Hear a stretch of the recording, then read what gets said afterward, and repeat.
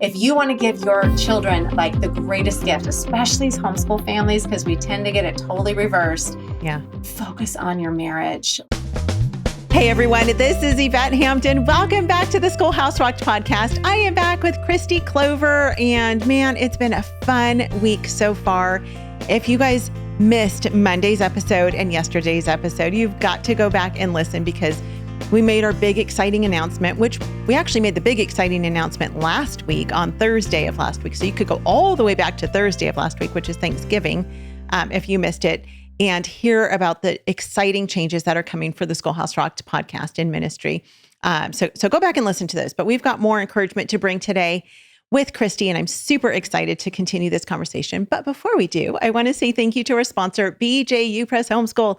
If you guys are looking for great Christian homeschool curriculum for any subject, any grade, any age, they've got something for you. And you can check it all out at bjupresshomeschool.com. And they are there to help you. If you don't know what you need, you see all these posts from these new homeschool moms, and they're like, I'm pulling my kid out of school and I don't know what to do. Call them up, talk to their consultants, and just tell them where you're at. Say, I'm a brand new homeschool mom. I have no idea where to even start. And they will guide you through it. Or if you're a veteran homeschool mom and your curriculum is just not working for you, they'll help you as well. So wherever you are in that mix, they are there for you. bjupresshomeschool.com. Well, Kristi, welcome back to the Schoolhouse Rocked podcast, which you are now part of the Schoolhouse Rocked podcasting team. And we're super excited about this. We've been talking the last couple of days just kind of about life. We talked about you going through your struggle of depression, how the Lord brought you through that and out of that. And we talked about the lies that we believe as moms and just the difficulties of life today. And I mean, I don't know that it's any different than it's been in years past, the past 6,000 years. Satan is who Satan is, and he has always been a liar, and he has always worked to deceive women. I mean, it started with Eve in the garden, right? Absolutely. That's what he does. And then we talked about how you've used scripture to kind of deflect those lies and really focus your mind on truth, on Jesus, because that's ultimately where our only hope is to focus on the Lord, focus on his goodness, focus on his truth. And so I would love for you to talk about, you talked as you were talking, I think it was on Monday, about going through that difficult time. And there was that night where you just went to bed crying and your husband just held you. But you've been married a long time, like I have. You've been married 27-ish years. We've been married almost 30 years. And I don't know anybody who's gone into marriage, especially young marriage, with it all figured out, knowing how to communicate, knowing how to be a wife, knowing how to mesh these two lives together. I was actually talking with Lacey about this the other day, and we were talking about communication, like as a family. And I said, it's so important for you to learn how to communicate, because when you get married, you're going to have a husband. And as much as you love each other, he's going to come from a completely different family, completely different background. He is going to communicate a completely different way. And if you don't learn how to communicate now, you're going to have a really hard time doing that with your husband. And it was such a sweet conversation, because this is what we're teaching our kids, like how to live life as an adult.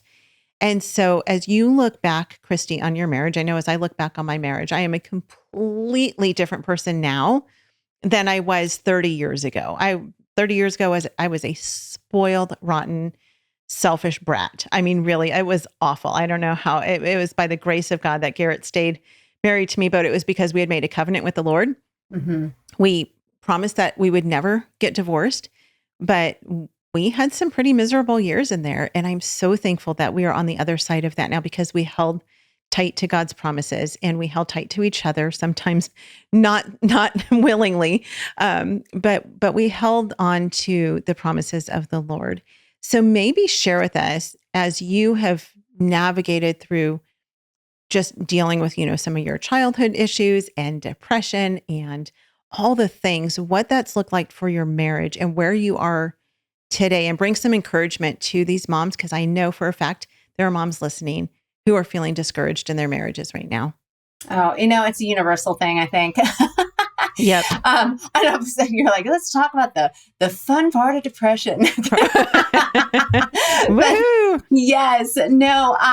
It's funny because you mentioned we don't go into marriage with all the tools, but boy, oh boy, do we think so. I think that the way society, whether it's the world or the church, we go into it literally. I think sometimes we think I just have to get to this phase and then I will get my happily ever after. And it really is what is ingrained in our brains. Steve and I hosted a young marrieds group this last year, and it's so sweet. I mean, at the beginning, I was giggling. I'm like, man, we got to up our game because they're like, oh, like naming on each other and like, putting each other's name tags on. It was the cutest. They were so cute. And so I'm like, okay, we're upping our game, hon.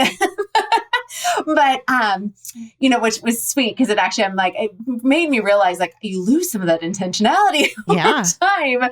But at the same time, we could see the writing on the wall. You have all these unspoken expectations. And the way I really view it now is I think that when we go into marriage, we all have baggage, right? We've heard that, but we have our baggage in these pretty suitcases and these pretty bags. And so that maybe look a little bit attractive to, like, wow, what's he got in there? That's a fancy suitcase there. Like, what even has wheels? Look at how easily he just spins that into our life. But we don't want, it's not until we get married that we unpack these suitcases and we realize this baggage stinks. And what's really interesting is that it's not clear. So an example of that is, like I'd mentioned, if you go back and listen, like one of my big lies that I believe is that I either am rejected or I'm going to be rejected, which leads to my amazing coping mechanism of people pleasing. Yeah. I am going to make you so happy that you cannot think about rejecting me. And that I was really good about that. And let me tell you about the manipulation that comes into a person's life when that is there. And whether it's overt or covert or unintentional, you have to be really careful. But all to say that we all have these weird little coping mechanisms. And a lot of it's based on pains and hurts from our past. So we have these different lies that we're believing. So I came in and I will never forget, it was fairly early in our marriage and it was when he hugged me and he did this like hug where he like hugged me and let go. Like we hugged for a moment and he like kind of did the squeeze and let go. And it reminded me of how my dad would hug me when he just had enough. Like he could only handle so much like of that. And so I kind of like, it was this weird, like, and I'm done. I don't really want to hug you anymore. And so it's just totally tied into this reaction. And I snapped at him. And I remember his reaction was like, I don't think I deserved what just happened. And I was like, you hugged me like my dad. Oh my gosh. I'm like, I'm sorry. I didn't do that. And maybe you're aware of some of those little nuances early in marriage. But the bigger thing is that we have all of these unspoken, unknown pains that we're both tapping into. And so this ministry that we're both a part of, they have a program called Marriage Skills. And what's really, really amazing is that it helps you see, like, what are the lies you're believing? How are you coping? And the key part is then you figure out your truth and you figure out your new action. So that's like the whole cycle. But what's cool with Marriage Skills is that you get to see these are the lies that tend to be my core ones, the ones that I like to go to when I'm triggered. Most likely it's tapping into these lies. And then these are my coping mechanisms. And then you see your spouses. And so when I am coping a particular way, like so I am a very wonderful people pleaser. I'm also really good escape artist. Like I minimize things and I just go and escape. So whether it's, like I kind of joke that it's just like, TV became this thing for me that I'm like, I can just zone out and I can escape over there, or I can escape in different ways. So I was an escape artist, which then for my poor husband meant that he's feeling unheard. Yeah. And so when he's feeling unheard, that's triggering him. And one of his coping mechanisms is control and perfectionism. And so for the people please, so again, that triggers me like, oh no, I feel like I might be getting rejected right here.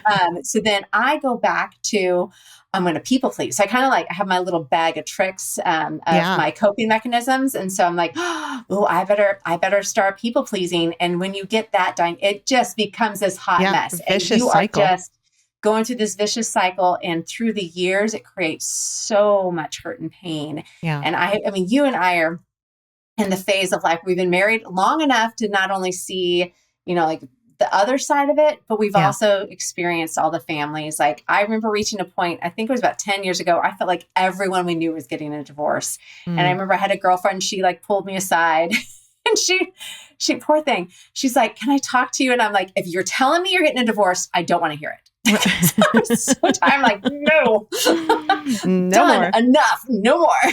But it's heartbreaking. And but like, what's also heartbreaking to me now on this side of it is like, I kind of, like you said, like, I've made a covenant. Like my parents divorced when I was 4 years old. And yes, that is a source of a lot of the trauma in my life. But I committed my commitment was in 2 phases. It was when I get married, I'll never get a divorce. But when I have children, I will really never, ever, ever do that to a child. Yeah. And so that was my little, my little thing in my brain, my broken little hurt brain that said those 2 things. So I was like, I'm committed to the misery till death do us part and in the dying process too. Yeah. And he was too, we were loyal to a T, but it was making us ache.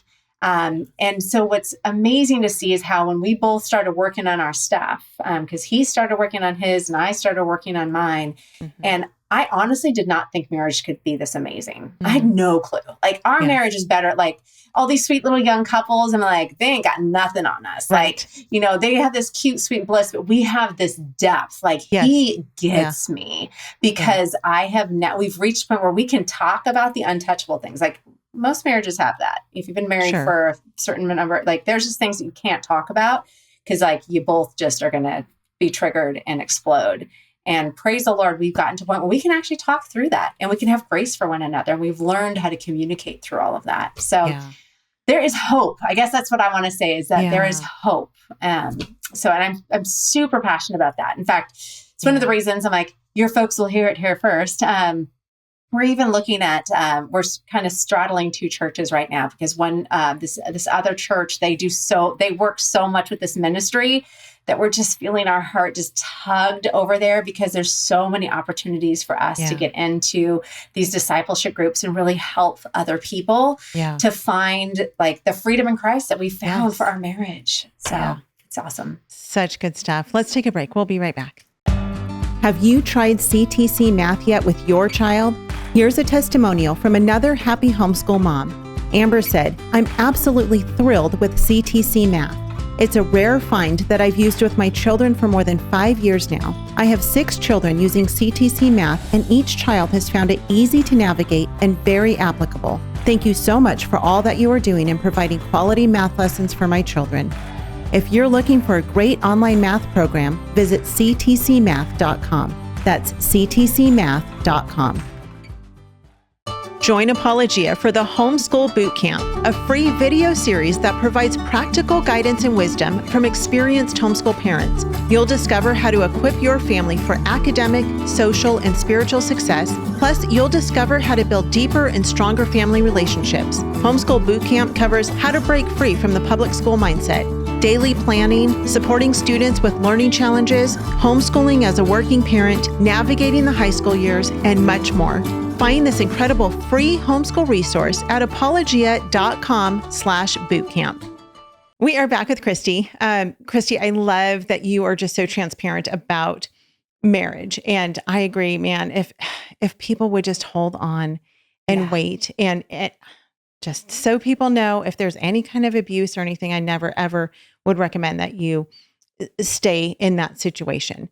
But I would say a large portion of marriages can be helped if you're willing to get the help. And I think what happens a lot of times now is where people will just kind of live side by side. They're committed to the marriage, they're Christians and they're committed to the Lord and they are committed to not leaving their children in a divorced situation. My parents are divorced also, and it's horrible. And it's hard for kids to navigate those things. And so a lot of times people will stay married so that their kids don't have to live in a broken home, but they're still living in a broken home because you're living basically as roommates. You're not living as a loving married couple. And like Kristi's here to say, like I'm here to say, just to bring that encouragement, you guys get help somewhere, somehow. I'll actually put a couple of resources in. I'm thinking of ACBC counselors, and then there's another one. There's two counseling organizations that I know of that I'm aware of, and whether it's for marriage counseling or for, like what Kristi's gone through with, depression, whatever trauma or hardships you're dealing with, if you need biblical counseling, I would try an ACBC counselor, or the other one I think is called ABC. I'll put the links in the show notes so that people can find them. I have them. And I just can't think of what the other one is. I can give you links to the organization that we work through. And in January, I'm actually going to be holding, it's going to be very small. So it's going to be a first come, first serve, but I'm going to be hosting a women's skills class. A live online. One in person? Zoom. Online? Yeah, I have one in person as well, but but I'll have two. So I have one online and one on Zoom. So, and I can share all those, but I will also point out that Focus on the Family has counselors that they link to.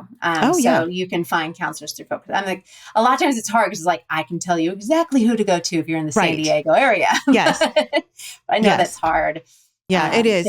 And these other two organizations that I'll talk about, and I'll get links from Kristi to put for her organization as well, is the ACBC, and I think it's ACB. I don't remember what the other one is exactly, but as far as I know, it's usually no cost counseling. Like this is what these people do. They're certified biblical counselors, but this is what they do as a ministry. Awesome. Some people serve in children's ministry, some people serve in counseling ministry. And so most of these people do it free of charge, because I know that there are people thinking, I can't afford marriage counseling. I can't afford counseling for myself. So there are people out there. And if you have a good church with good leadership, perhaps they have that for you. Hopefully they do. But there are options out there. You just need to know that they're there. So hang in there. I love talking with people like you, Kristi, who have just stuck it out and just said, you know what, we don't want to just live parallel lives to each other. We want to thrive in our marriage. And the same is true for Garrett and I. I mean, I have shared our testimony on the podcast before, but the first decade of our marriage was very, very difficult. And on this side of it, we have an amazing marriage. And it doesn't mean we don't ever have arguments. Of course we do. We're humans.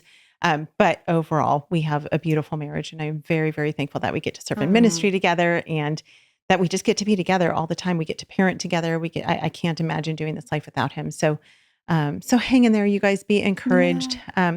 Kristi, what is one last bit of encouragement on any topic we've talked about this week? What is one last bit of encouragement that you would like to leave with our audience? Well, first, I do want to just make sure that I say, and I feel like I should have almost given the caveat. I have very strong opinions because of my childhood stuff.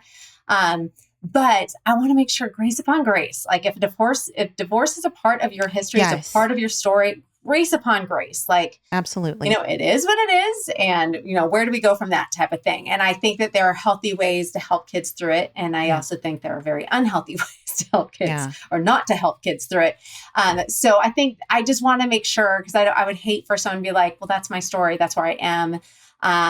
And so I know that there's a lot of things that contribute to that. But I am so pro, like, if you want to give your children like the greatest gift, especially as homeschool families, because we tend to get it totally reversed. Focus on your marriage. Like really, truly, like you want to bless your kids, have a great marriage. And it takes a lot. I mean, and the way I thought about counseling, because it was super expensive, like, overall, I remember at one point my sweet husband's like, are you good yet? And I'm like, I am not good yet. And I'd be like, no, I'm not. Like, see the puffiness. Goodness. But, it is worth it. It is so worth it. And I have a lot of people, especially the young adults in my life, they're like, I don't want to go back. Like, I barely survived it. But honestly, you have to have the Lord heal that part. And, it was, I'll share a story from my counseling. And I was stuck on this one really painful time in my life. And I could not I could not get over it. Like she kept like trying to check in and like, how are you feeling? I'm like, it's still so much pain wrapped around it. Mm-hmm. And the Lord kind of gave me this image. And I remember feeling like I'll never be over it. I am so broken. I felt we had this glass coffee table when I was a kid. And I just remember thinking like in that moment, I felt shattered. So like just shards everywhere. And I felt like it was scattered. Like, so even if I could find all the shards, could I glue them back together properly? Mm-hmm. And I was just like, and I just felt so weak in that moment. And I just sat there. And I want to encourage people. I think if there is anything for me to encourage people, and if you have felt that way, if you feel that way, if you feel that, like it's just, I'm hopeless. This is what the Lord showed me. And that is that, you know what, I can be broken. My pieces can be everywhere in my mind, but God holds all of my pieces together. And God gave me this vision of like Jesus holding a puzzle box, and all my broken pieces were right in there.